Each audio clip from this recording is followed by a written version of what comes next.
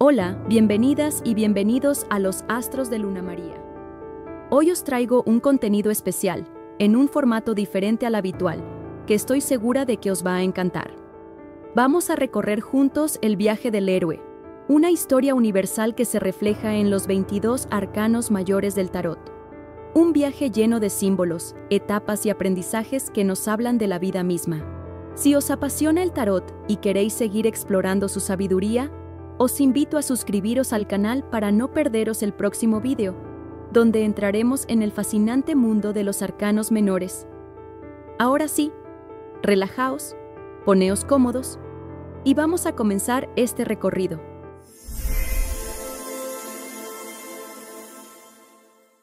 Bienvenidos. Hoy nos sumergimos en el universo del tarot, pero desde una perspectiva un poquito distinta quizás. Vamos a dejar de lado un momento la predicción para explorar los 22 arcanos mayores como si fueran, como un relato. Exacto. Como una especie de mapa arquetípico. Y la idea es, ¿y si estas cartas trazan el famoso viaje del héroe? Esa travesía que va desde la ingenuidad hasta una comprensión más profunda. Ajá, de uno mismo y del mundo. Eso es. La idea es fascinante. Cómo estas imágenes tan antiguas, cargadas de simbolismo, pueden reflejar etapas de nuestra propia vida, de nuestra psicología. Esa es un poco la exploración de hoy. Ver si nos reconocemos en este viaje simbólico. Es una propuesta, sí, muy potente. Porque el viaje del héroe, o monomito, como lo llamó Joseph Campbell, él identificó este patrón en mitos de todo el mundo, ¿no? Describe un ciclo fundamental. Salir de lo conocido, enfrentar pruebas, encontrar ayuda, tocar fondo en una crisis y finalmente regresar transformado. Claro. Y lo interesante aquí es cómo la secuencia de los arcanos mayores parece resonar justo con esa estructura narrativa. No como un guión fijo, ojo, sino como etapas simbólicas del proceso de individuación. Ese camino hacia la integración, el autoconocimiento, que todos, de alguna forma, transitamos. Y bueno, empecemos por el principio, ¿no? Por esa chispa inicial. Exacto. La carta 0, el loco. Ese personaje ahí al borde del abismo, mirando al cielo, casi sin equipaje. Es pura fe, ¿no? Quizás hasta un exceso de confianza. Podría ser. Es ese impulso de lanzarse sin saber muy bien dónde se va a caer. Me recuerda a esos momentos de cambio radical como, dejar un trabajo estable por algo incierto. ¿Es solo ingenuidad o hay algo más ahí? Yo creo que representa ambas cosas. Es la inocencia esencial, sí, el potencial puro, esa apertura total a lo que venga. Pero claro, esa misma apertura implica una vulnerabilidad. Por eso, a veces está el perrito ahí, como avisándole. Es el arquetipo del inicio puro, digamos. Entiendo. Y justo después viene el mago, la carta 1. Que simboliza ya el despertar de la conciencia, de la agencia. El héroe ya no solo salta, sino que como que cae en la cuenta. Oye, tengo herramientas. Son los elementos sobre su mesa. Claro, los 4 palos. Exacto. Conecta cielo y tierra. Empieza a manifestar su voluntad. Ya no es solo impulso ciego, es intención, es habilidad que nace. Es el momento de decir, bueno, puedo hacer esto. Vale. Y tras esa toma de poder inicial del mago, el viaje parece como volverse hacia adentro, ¿no? Con la sacerdotisa, la carta 2. Es silencio, misterio, conocimiento como velado. Ella representa esa sabiduría intuitiva, lo que se sabe pero no se dice. Es como una pausa necesaria antes de seguir. Totalmente. Es la conexión con el inconsciente, la sabiduría receptiva. La acción aquí es más bien interna, es escuchar, es gestar.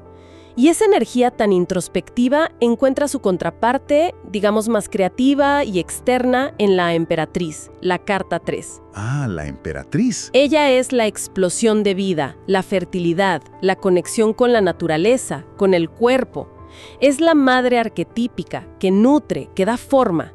Si la sacerdotisa es ese potencial interior, la emperatriz es su manifestación en el mundo tangible. Son como 2 caras del femenino arquetípico cruciales en este punto. Entiendo. La intuición por un lado y la creación por el otro. Pero claro, esa abundancia creativa necesita como un marco, ¿no? Para no dispersarse. Y ahí supongo que entra el emperador, la carta 4. Exacto. Trono de piedra, estructura, autoridad. Él pone orden, reglas, límites. A veces se le ve como muy rígido, ¿verdad? ¿Cómo se equilibra eso con la energía expansiva de la emperatriz? Es que es el complemento necesario. La estructura del emperador le da cauce, le da sostenibilidad a la creatividad de la emperatriz. Él representa la organización, la disciplina, la capacidad de construir y proteger en el mundo material.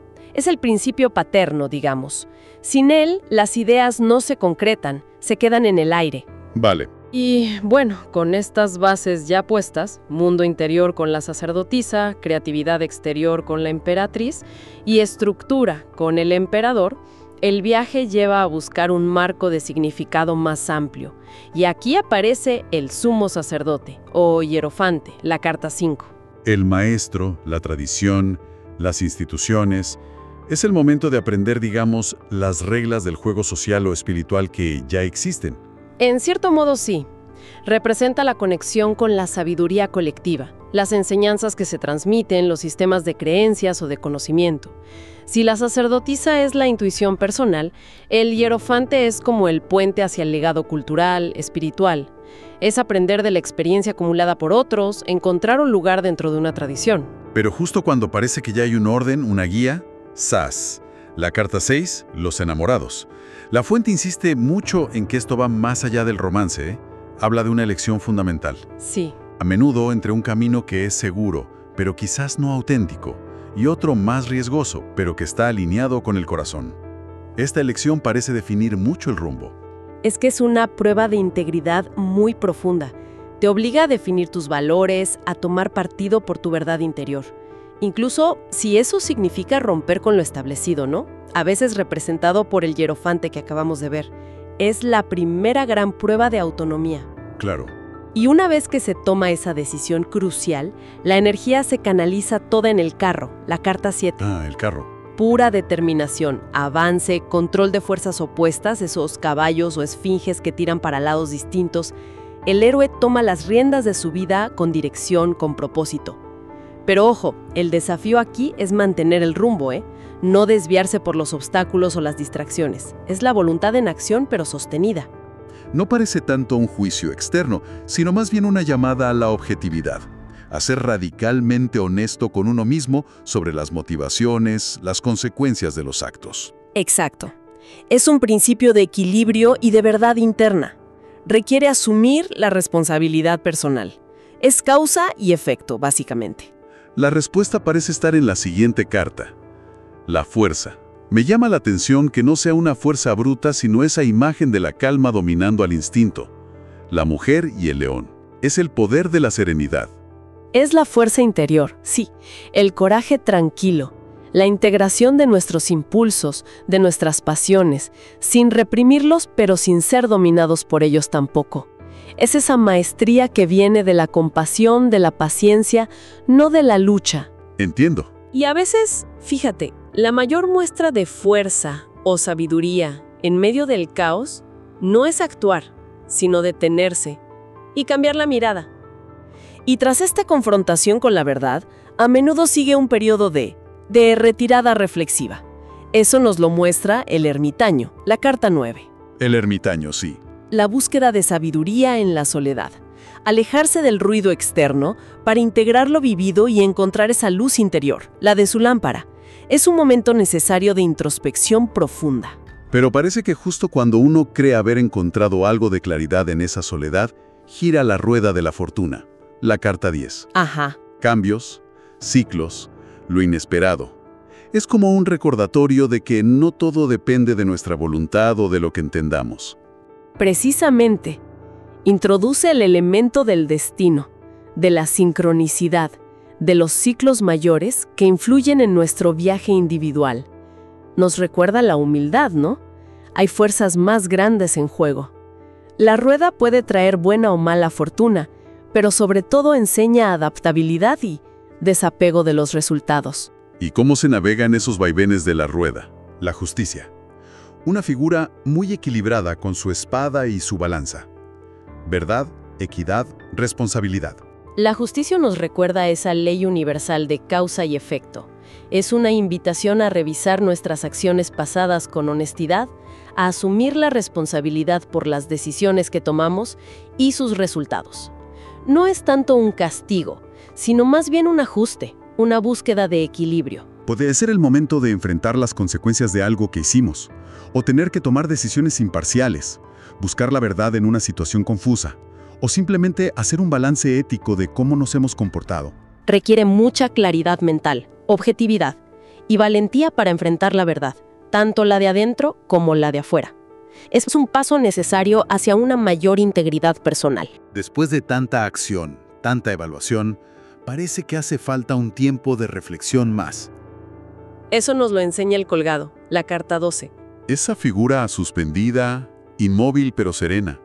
Parece una rendición, pero quizás no en un sentido negativo, ¿no? Exacto. Es encontrar libertad en aceptar o en ver las cosas desde otro ángulo. Es una pausa necesaria, muchas veces forzada, que invita a suspender nuestros patrones habituales. Al estar al revés, el mundo se percibe distinto. Representa el sacrificio voluntario de la perspectiva del ego para obtener una sabiduría mayor. Es entender que a veces soltar el control y rendirse a un proceso es el movimiento más poderoso que hay. Y esa rendición, esa nueva perspectiva, parece que prepara el terreno para una de las cartas más temidas, la muerte, la 13. Representa un final drástico.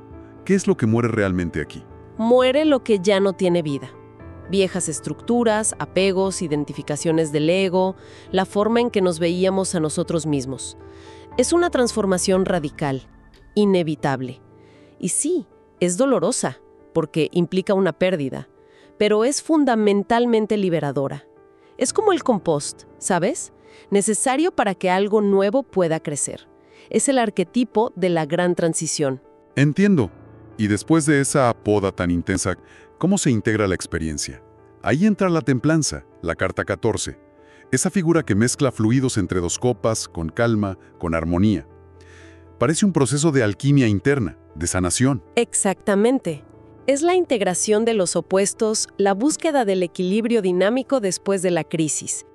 Es encontrar la medida justa, el flujo correcto. Es la sanación que sigue a la muerte simbólica.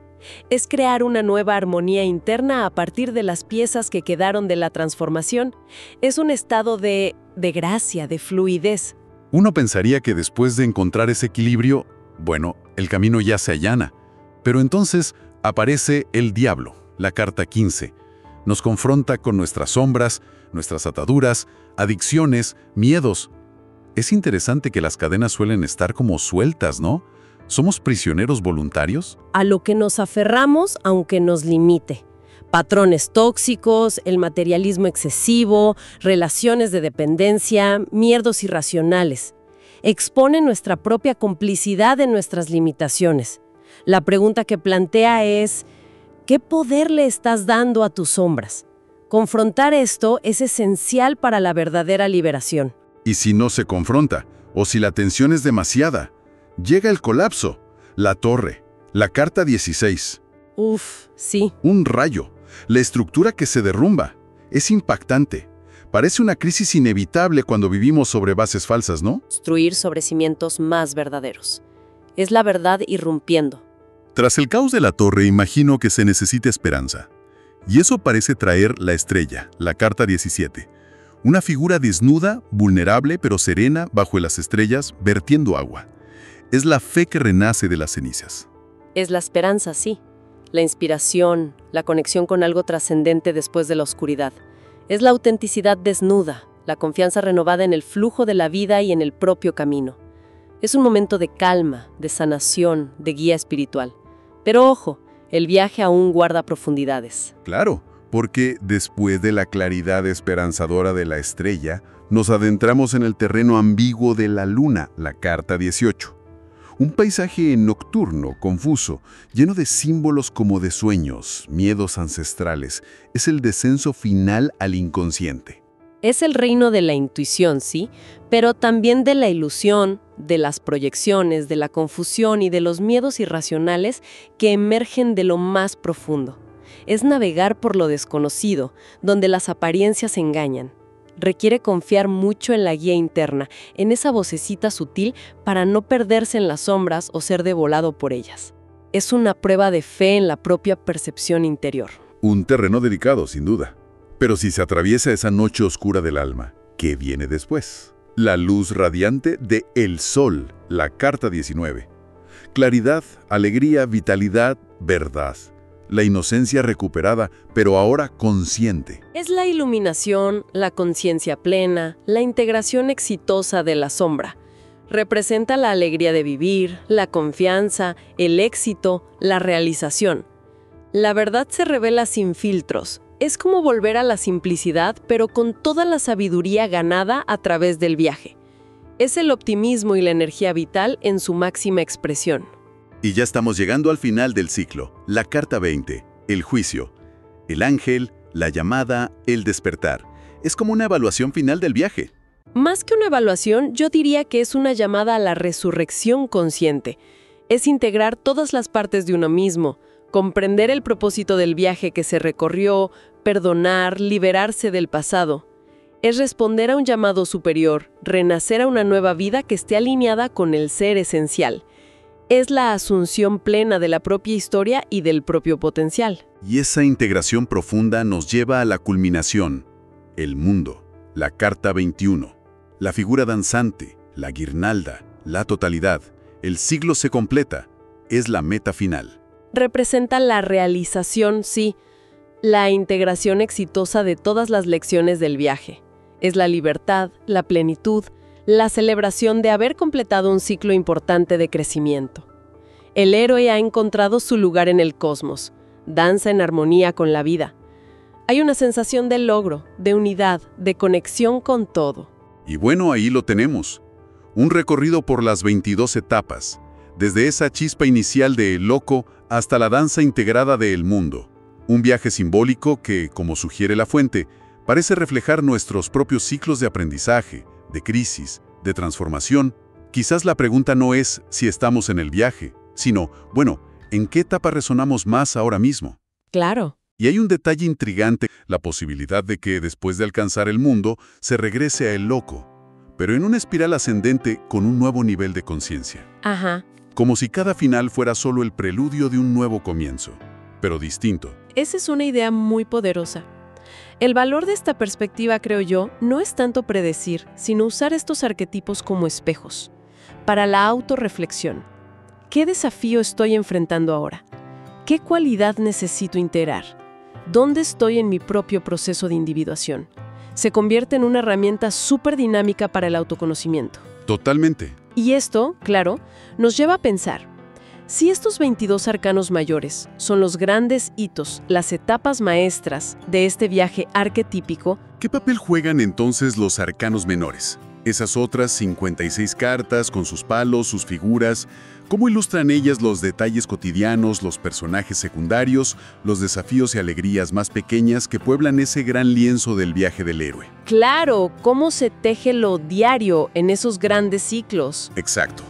Quizás ahí reside otra exploración fascinante para otro momento. Bueno, gracias por acompañarnos en esta inmersión en los símbolos del tarot y su conexión con el viaje interior. Esperamos que haya abierto nuevas perspectivas. Hasta la próxima exploración.